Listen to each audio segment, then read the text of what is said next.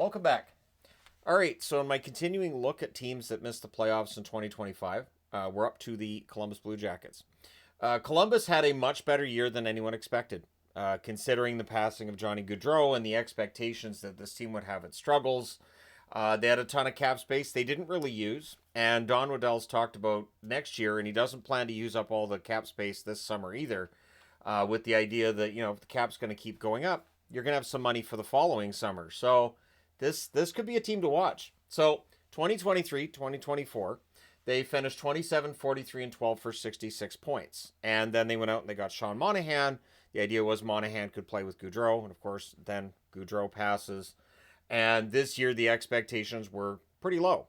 But they finished 40, 33, and 9, and they won 6 in a row to finish the season. So I think this is the most optimistic I've been about Columbus in about half a decade here. They last made the playoffs in 2020. That was the end of a 4-year run that they made the playoffs, which is the longest run Columbus has had as a playoff team, 4 years. They've never really been a contender. They've never really been a team that is seen as a destination for players as free agents. I think that could change now. I do. Because as much as people talk about tax breaks here and there and which players want to play where, having a chance to win, having a chance to play with good players is also something that players will take into consideration when they're picking a destination as a free agent. I think this is going to be a team that's capable of throwing big money at a free agent or two. They have $41.27 million in cap space on July the 1st. And so I felt like that's something we needed to start with. That is a lot of money. And so Don Waddell coming out and saying he doesn't plan on spending all of it, well, of course not. He's also said he doesn't want to take somebody who's in their early 30s and give them a 7 or 8 year contract because those don't age very well. I would say that's a smart decision as well. They also have 2 first-round draft picks, their own, and they have Minnesota's as well. So this is a team that could take those 2 draft picks and maybe move up in a draft that's seen as being a bit weaker than some of the others. Or maybe you use both draft picks. Maybe you trade one for a player, right? You've got all this cap space, and when you're at the draft, there's teams that are looking to create more cap space, looking at free agency. So Columbus is going to be a team to watch this summer. So looking at some of their contracts too, and I wanted to talk about some of the bargain contracts. Sean Monahan's contract right now looks like a bargain. $5.5 million cap hit until 2029. Marchenko, ridiculously low cap hit for what he provides. $3.85 million cap hit till 2027. Boone Jenner has 1 year left on a contract that pays him $3.75 million in cap space. Now, he missed most of this season with injury, but when he's in the lineup, yeah, he's worth more than $3.75 million. Kent Johnson, $1.8 million cap hit until 2027. So that's why you get the young guys signed to contracts before they start producing, because while people complain and shake their finger at the time and say, that's too much to give a guy who hasn't produced yet, it could turn out to be a huge bargain. And Zach Werenski's contract that at one time was seen as being a bit pricey, the $9.58 million cap hit until 2028, that's aging very, very well. So now that's a bargain. Now there are a few other contracts to talk about here. Severson, $6.25 million cap hit until 2031. I mean, Severson's a decent enough top 4 defenseman, but you can have the debate. I think it's a little bit high. Goodbranson's $4 million cap hit is just for 1 more year. Also, to keep in mind is, with all that cap space, these contracts don't really hurt them. And with some of the really bargain basement contracts they have, they're good. And Elvis, Merzlikins, $5.4 million cap hit till 2027. When asked about Elvis, Waddell said that he felt Elvis won them more games than he lost them. So he feels like there's a net positive there with Elvis. But the net's kind of crowded, isn't it?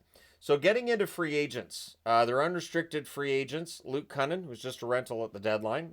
Sean Corrali, good bottom 6 forward for them. I would not be surprised to see him come back. Fisher, just a rental at the deadline. Danforth, I'd be very surprised if Danforth doesn't return to Columbus. Van Riemsdyk, 1 year deal for Van Riemsdyk. LeBanc, who was injured for a large portion of the season. Provorov, who they want to keep. Fabro, they also want to keep. And Jack Johnson, who's been in this league for a very long time now. Restricted free agents, Voronkov, could be a bit pricey, but I mean, I don't know how long a contract they're going to look at with Voronkov. and with so much cap space, they'll be fine. Jordan Harris, and then Tarasov. Tarasov is a restricted free agent, and like I said, they have a crowded net. It looks like Greaves is capable of playing, so does Tarasov end up being the guy who's on their way out? I know there are people who are going to say they should trade Elvis first, but Tarasov, I think, would have more in terms of market value. If you're trying to trade him, I think there'd be more interest.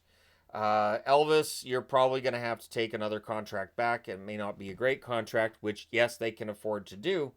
So we'll see what happens this summer. We know Elvis has wanted out of Columbus for, it's at least a year now since we heard discussions of Elvis wanting out of Columbus. So looking at their leading scorers, Zach Werenski, who probably doesn't win the Norris Trophy, but now we know just how good he is and how consistent he can be. 81 games, 23 goals, 59 assists, 82 points for Zach Werenski. And that 82-point season, career year.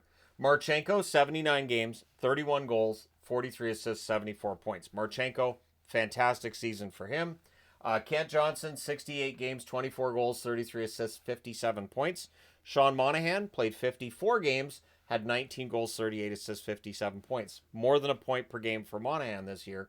Adam Fantilli, 82 games, 31 goals, 23 assists, 54 points.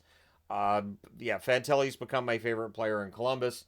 And Voronkov, 73 games, 23 goals, 24 assists, 47 points. And then some of the younger players as well, looking at them. Sillinger, 66 games, 11 goals, 22 assists, 33 points. I think Cole Sillinger, good, solid option for second/third line player. Chinikov only played 30 games this year, 7 goals, 8 assists, 15 points. Matejchuk played pretty well on the blue line, 45 games, 4 goals, 9 assists, 13 points. But good defensively, and I think the offensive numbers will get better. Del Bell Belouz, which is such a fun name to say. 15 games for him this year, 2 goals, 6 assists, 8 points. Probably gets a more regular job next year. And Malatesta just played the 2 games. I like Malatesta from prior to playing in Columbus, and we'll see if he ends up being an NHL player or not. It's one of the great things with prospects. You just never know. Sometimes they hit really well, and sometimes they don't. Sometimes they just don't make it into the NHL, or they don't stay there that long, and it's that uncertainty which makes it interesting to follow the prospects along the way. So looking at the goaltending numbers, and Elvis did have his struggles, 26, 21, and 5, 892 save percentage. Tarasov had his struggles as well, 7, 10, and 2 with an 881 save percentage. I still think, though, that if they offered up Tarasov, I think he's young enough. The cap hit wouldn't be that high. I think there would at least be a couple of teams that would inquire. But Greaves, his play down the stretch can't be ignored. 7-2-2 record, 938 save percentage. But yes, he would not have to clear waivers to go down to Cleveland next season in the event that the goaltending stays the same as it is for them now. Upcoming players, Caden Lindstrom, who just returned to the WHL playoffs, so he's finally healthy after missing the whole regular season for Medicine Hat. Jordan Dumais, a right winger. Gavin Brindley, also a center. So this team has really built itself up down the middle, and there are a couple more centers coming up too that should be, in Lindstrom's case, at least a top 2. In Brindley's case, could very well be a top 2 as well. This is a team that could end up with so many centers, you move some to the wing, and that's when you know you've got things set up pretty well. You're better off having too many centers than not enough.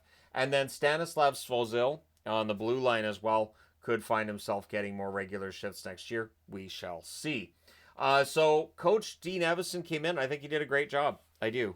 I think that Evason, if this team had made the playoffs, I think Evason probably would have got even more votes for the Jack Adams, and I do expect to see some votes thrown his way for the fact that Columbus improved by 23 points. And they did it when nobody expected them to. So Evason did a pretty good job. Now they're looking to upgrade the defense in the offseason, but they're also looking to bring back Fabro and Provorov. Now, if Fabro and Provorov go to market, and we're into the middle of May now, so there is that possibility that you're close enough to free agency that maybe they do re-sign in Columbus, but you might want to test out free agency just to see what's out there. It doesn't bother me when a player does that either. I do sometimes see fans are like, oh, I wish they were more loyal. Stick around. Why are you going to market? Because it may be the only time they get to go to market. They want to see what other teams have to offer. Doesn't mean you're not going to go back to the team that had you before. Just you want to see what it's like. So looking at this team, they can score 3.26 goals scored per game. That was 8th in the NHL, but goals against was a tricky part. Also, 3.26 goals against, 25th overall in that department. They also couldn't win on the road, and that ultimately cost them a playoff spot. If they had been competent on the road, this is a team that absolutely would have been a playoff team. 19.5% on the power play, that was 22nd. 77% on the penalty kill, also 22nd in the National Hockey League. 29.9 shots against per game, that was 28th. So everything, when you look at the defensive metrics, tell you they need to get better. Their power play, they're going to want to improve as well. Some of that may very well just be youth. Young players, it feels like on special teams, don't quite have the crisp passing and the planning that some of the more veteran teams do. So looking at scoring by period, you can see how close they were. They score 76 and allow 69 in the first period. So very good first period. Second period, not bad. Scoring 99 and allowing 100. They just don't want to allow 100 again in the second period next year. And then in the third, scoring 88 and allowing 90.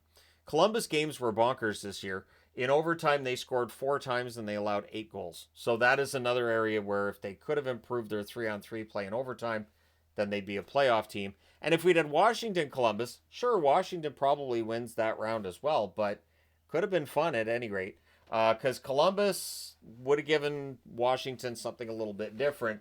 I think their defensive issues, though, would have been exposed by Washington. But still, it would have been great to see Columbus in the playoffs. I think they get back next year. I do. I think that Columbus should be a playoff team in 2026. But this is where having a league that half of the teams miss the playoffs gets really fascinating, because you can make that argument for a lot of teams that missed the playoffs this year. They should be playoff teams. With the right move, they could be playoff teams.